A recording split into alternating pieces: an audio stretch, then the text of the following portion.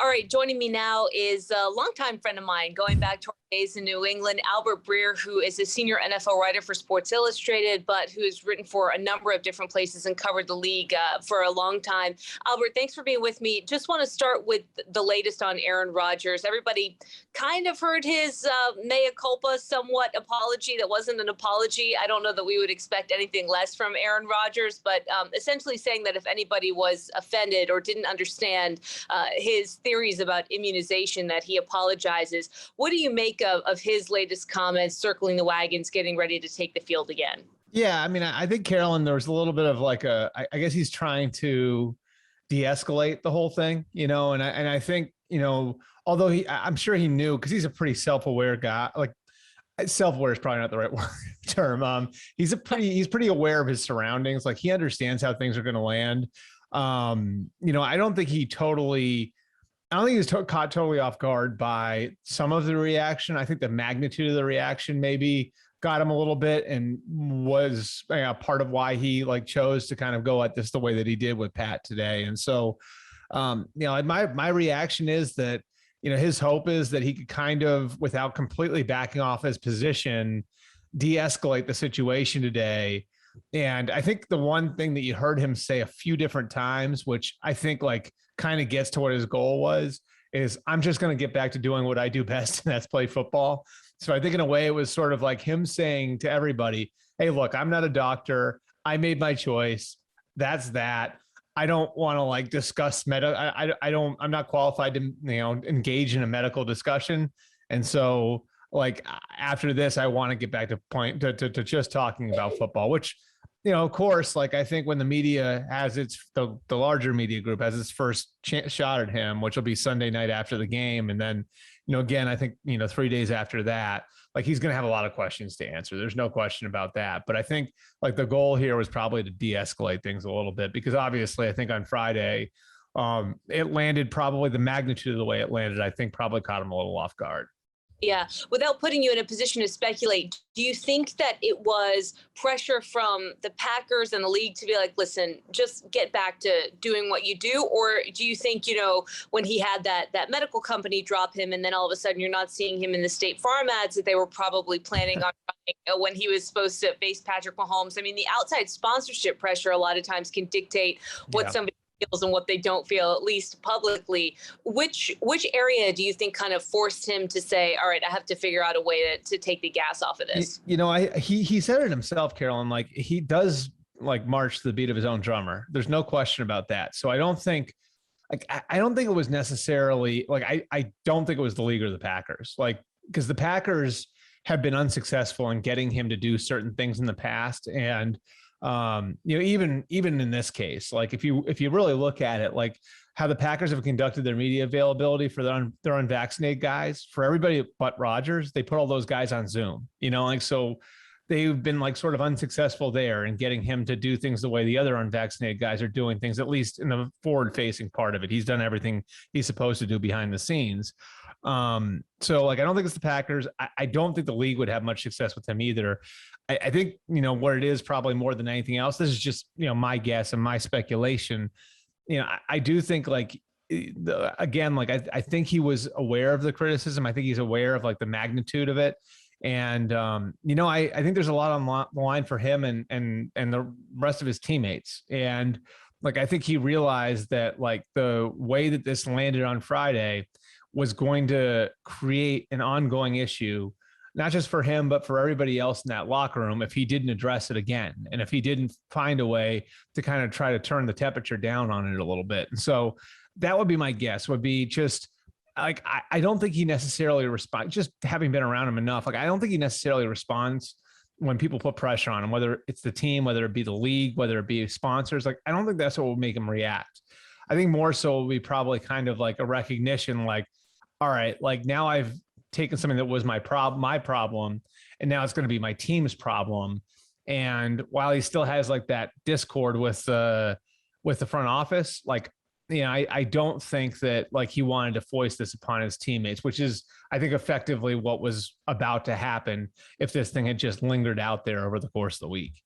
Yeah, I don't have enough time with you, unfortunately, to go down a rabbit hole of why thinks what he does, how he thinks what he does. I mean, in my experience in dealing with him just on the field, it runs the gamut in terms of emotionally what you get and what you don't get sometimes. I guess I would just say that. But the larger picture of all this, we are living in an era of player empowerment, and he's not the only marquee, high-profile player to hit on issues like this, whether it's coronavirus specifically and vaccinations or social justice. I mean, players are using their voice, and they're using social media, and they're using shows like Pat McAfee to step outside of that mantra of stick to sports, which is what, we've heard time again. So, in your mind, how do you view that from the 30,000-foot view of players trying to navigate expressing what they feel, but then also the backlash that potentially comes with that, especially when their narratives get confusing and they get fact checked, quite frankly? Yeah, the NFL, I think, is a little different than other sports. Like in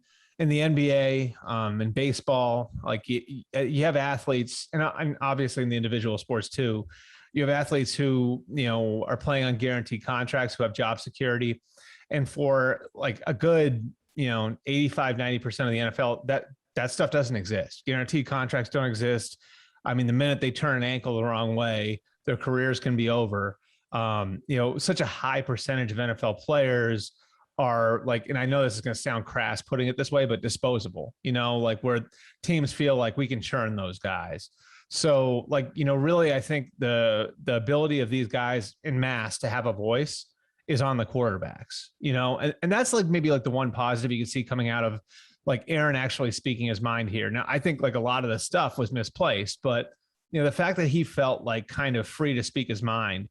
And now you have Tom Brady, who is in this very militaristic environment. And you see him saying some things in Tampa, right? Like kind of getting his thoughts out there. And he said some things that have been pretty critical of the league over the last couple of months. I think that's where it's got to come from, and Carolyn, you've been around these guys enough, and you know the way football works. It's like the quarterbacks sort of dictate where things go. And I can even take you back to like the summer, right? Like when they were trying to get everybody vaccinated, and the NFL was like looking at the numbers, right? Like, and which teams are doing well and which teams aren't. Well, the teams that were doing well, I mean, my understanding was it was the teams that had quarterbacks who were early adopters, who didn't need to be told to get the vaccine. It was the Chiefs with Patrick Mahomes. It was the Falcons with Matt Ryan. Like there were teams literally where it was like the quarterback got it and everybody else, okay, like now we feel pressure to fall in line. Teams that struggled, right, were with, generally quarterbacks that weren't vaccinated. The Bills struggled. Josh Allen was a little later on the vaccination side. The Colts struggled. Look at Carson Wentz. He's still not vaccinated. So, I'm not saying that to be critical of anybody, but it's sort of like, I think a microcosm of the way this stuff works, where like, in the NFL, like the quarterbacks have to be the ones that step forward first. And so like, I think if there's one positive for all players that comes out of this, it's, that a player was willing to kind of say what's on his mind, and it wasn't something that was going to be controlled by the team or controlled by the league. And so, I mean, like I think the player empowerment thing in the NFL is probably a little slower to pick up, and I think it may never be at the level that it is in, say, the NBA. But I think like the steps that are taken, like almost always have to be taken by the quarterbacks first, just because of the structure of the sport.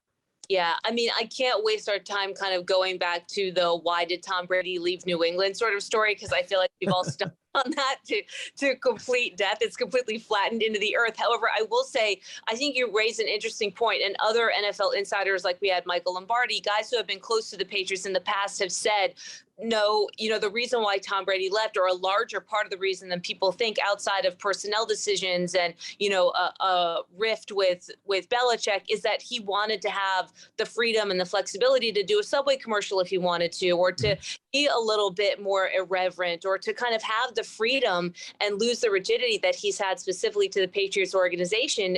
Do you think that played a much larger role than people are giving credit? Oh. No question, Carol. I mean, I think like the Russell Wilson thing and the Aaron Rodgers thing and the Deshaun Watson thing, like last offseason, I mean, Watson, the off-field stuff aside, but like their willingness to kind of put themselves out there and explore other things and say, do I really want to spend the rest of my career here? I think it all relates directly to Brady, because I think Brady was the first person that sort of got like the LeBron setup, right, where everything was literally built around him.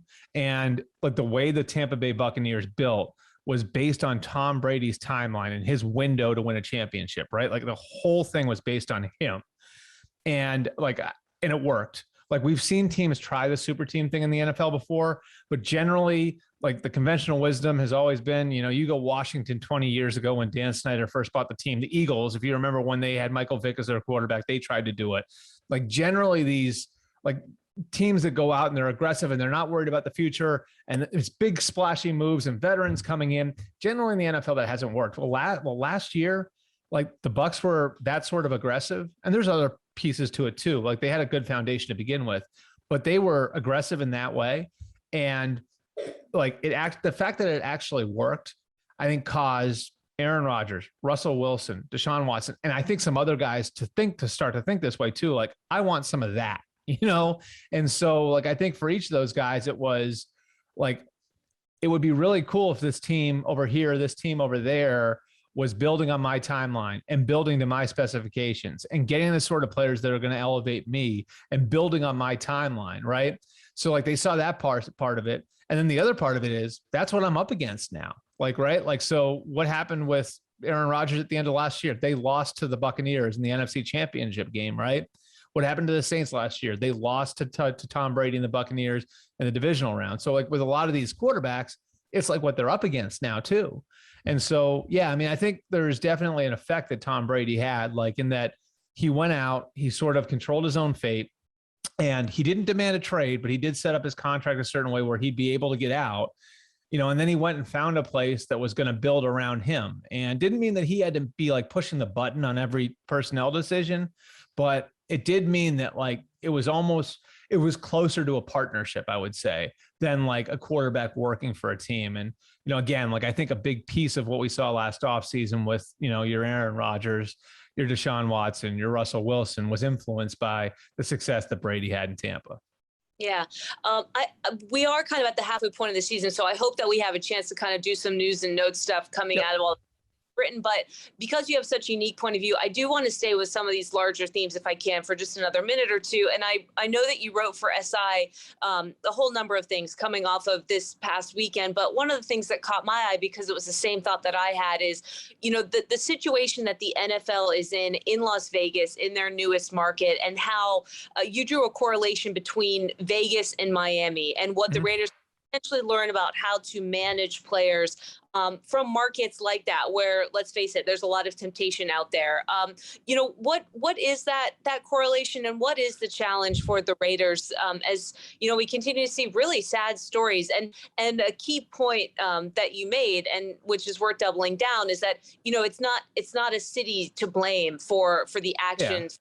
The actions of players, but it is interesting to think about that Las Vegas would provide a unique challenge. I mean, the best way I can bring this home, Carolyn, is like, I don't know how I would have handled living in Vegas or in Miami at 22. You know what I mean? Like, I didn't live there. Like, I don't know how I would have handled that. Like, and having all of that available to me, it's not the fault of the city. It's just, there's more there. And like, it's like on a Tuesday night, if you live in Philadelphia and these are big cities, Philadelphia or Pittsburgh or Chicago, like you might not be as tempted to go out and do X, Y, or Z. Whereas like in Miami or Vegas, it might be right in front of you, and you don't have to like work very hard, like to go and get it, And so like, I think like I've talked to enough people who've worked for the Dolphins over the years who say, yeah, like when we're acquiring players, whether it's through the draft or in free agency, we need to make sure that we have the type of guy in here that can handle like all of that can manage that being around them.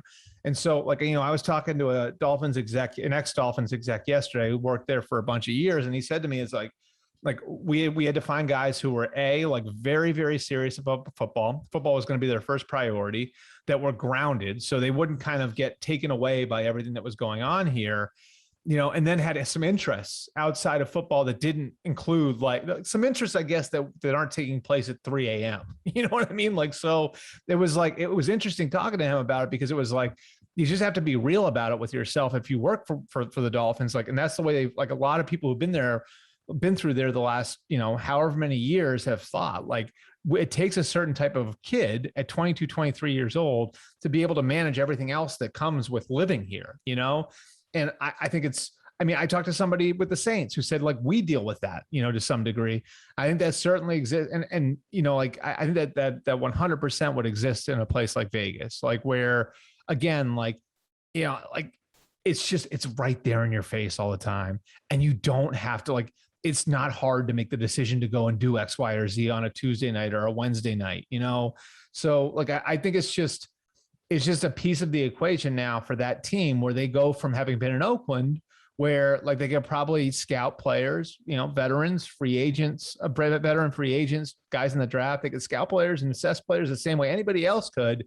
And now you're in Vegas and you have to consider things maybe you didn't. And I'm not like, again, like I'm not saying like Henry Ruggs wouldn't have done what he did if he had gotten drafted by the Seahawks, or I'm not saying that Damon Arnett wouldn't have done what he did if he got drafted by the Colts. But, I know that like just having talked to enough people who work in these personnel departments, like they feel like if you're in one of those cities, there's a much higher risk with kids who might have, I guess, kind of like some concerns from a character standpoint. And is it make it tougher for those teams? Sure, it does.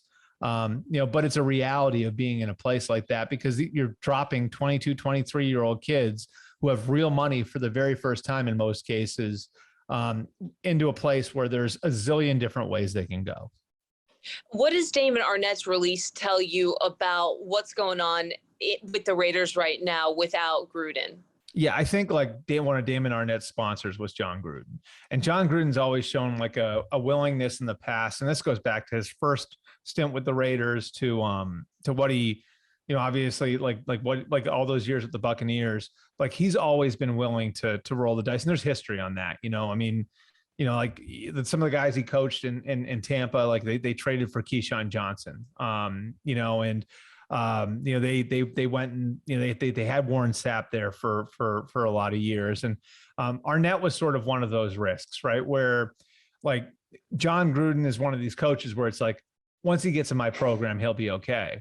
And when they drafted him out of Ohio State, and I obviously, this, Carolyn, I went to school there. For those who don't know, like I have connections there. So like, I mean, one of the things that you kept hearing about him was he was one of these kids that had a lot of issues, and then his last year he really straightened up, had a great year on the field, and seemed to have grown up, right? And when teams draft these guys, like a lot of times it's like, okay, like was this like an act for a year to like make it work and like then like get himself drafted, and then he's going to revert to who he was? Or is this real growth? And, I think the Raiders found out pretty quickly that there were some issues there, and so I think, where Gruden, I think had tolerance for that. I think Mike Mayock has less tolerance for that. And so, when Gruden resigned about a month ago, Damon Arnett really lost his sponsor in the building, where a bunch of different things had already gone wrong, but Gruden had sort of insulated him. He lost that insulation when Gruden resigned, and I think it's a sign of where the Raiders are probably going now. Where as long as Mike Mayock's the GM there, like the bar as far as from like a character, like an off-field standpoint, is probably significantly higher than it was with Gruden pulling the trigger.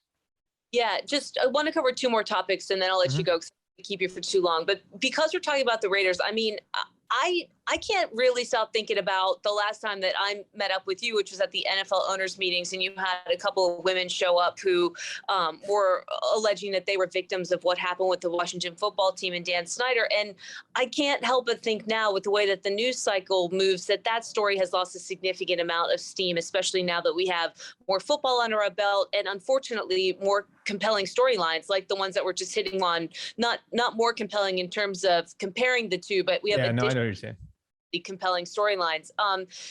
Do you get that sense that story is now being buried? And is Dan Snyder going to ever be held accountable for some of the stuff that's being alleged?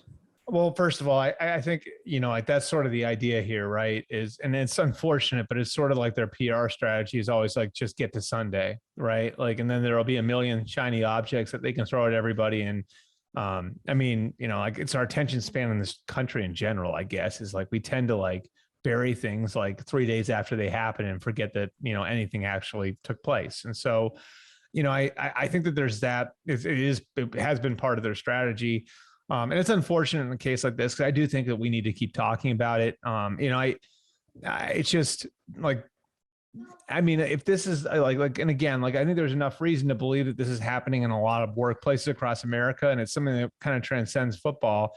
And, I think if you want people to feel comfortable working for your teams, you've got to show people that this is not okay and that people will be held accountable. And, I look at it, Carolyn, and the one thing that continues to bug me about it, and I know you and I talked about it, is just kind of how they've, kind of pounded their chest over how transparent they've been in discipline cases with coaches and with players. 150 pages on Richie Incognito bullying in Miami, 250 pages on Tom Brady deflating footballs in New England, 100 pages on Ray Rice and domestic violence. And, you've seen what they've done with some of the coaches and how they've come down on some of the coaches, and then you combine that, the quote unquote transparency, with how they've actually publicly said, and they've said behind closed doors, that owners are held to a higher standard.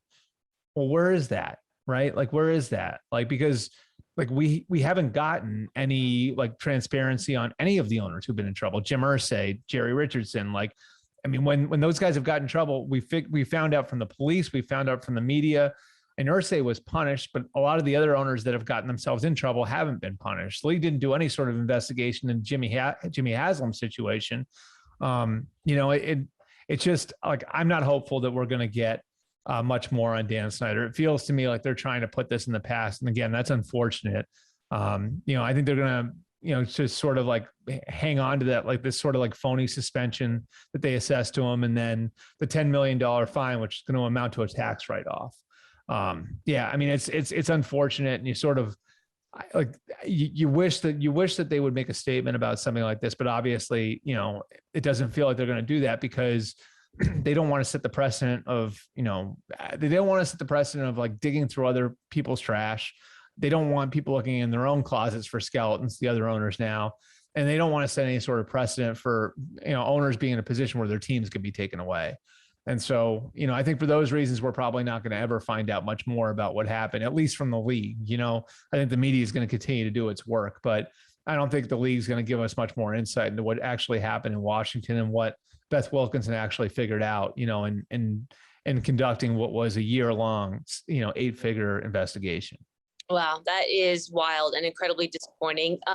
Just to wrap up with one other thing that I pulled out of the notes that you wrote, you mentioned the Patriots rookies and the players outside of Mac Jones who have really impressed, and noted that Bill Belichick is not normally a huge fan of playing some of those younger guys, especially without, a significant amount of experience, whatever it may be. I mean, what does his willingness to test some of the rookie class this season say about how he feels about these guys? Sure. I think it means he trusts them. And I don't think it's a coincidence that the three guys that I mentioned in there are three guys that came from really big college programs, right? So, obviously Mac Jones and Christian Barmore are both from Alabama.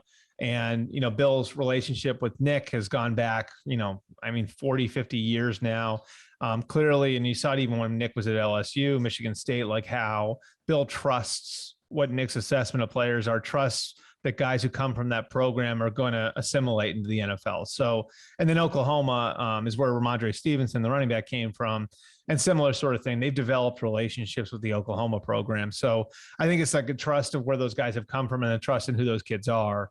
But I also think there's sort of a necessity factor here where some of it might not be by choice. One of the reasons they had so much money to spend this offseason is because they didn't have anybody internally to spend that money on. That's because they haven't drafted very well over the last 3 or 4 years. That caused some, that caused some upheaval in their front office where, they sort of moved some guys around. I think it's been a more collaborative approach between scouting and coaching than ever before. There's been a real effort to, I think, sort of modernize some of the things that they're doing as far as scouting and developing players. And so I think, a piece of it, of course, is who the kids are and where they're coming from. But I do think there's a piece of it, on top of that, that's the Patriots may be failing as far as drafting and developing players over the last 4 or 5 years, and then looking inward and changing the way they do things a little bit. And then, again, part of it's necessity and that they need those guys to perform. There was a need at quarterback. There was a need for an interior lineman. Stevenson's a little bit different because they were okay at running back, but I think all those things kind of came together to, I think, change the way that Bill looked at playing rookies, at least for this year. Just quickly, Bert, Bert, what do you prefer these days? I don't care. You can call me whatever you want, Carolyn. Do you have a prediction on what could potentially happen with Odell Beckham Jr.? I know that you listed a number of teams on SI that potentially have enough space to get him. What do you see happening with him? Yeah, well, by the time this goes up, we may know. So, like I got to check my phone after we get off here, but like he'll at 4:00 today, the waiver process completed. He'd either clear waivers or he'd be claimed by a team. If he was claimed by a team, it'd be $7.25 million. If he was going to be claimed by a team, I think the most likely team to pick up his contract based on, what was left on it, which is a lot of money, would be the Seahawks, because they had space to do it. And they've actually publicly come out and said something.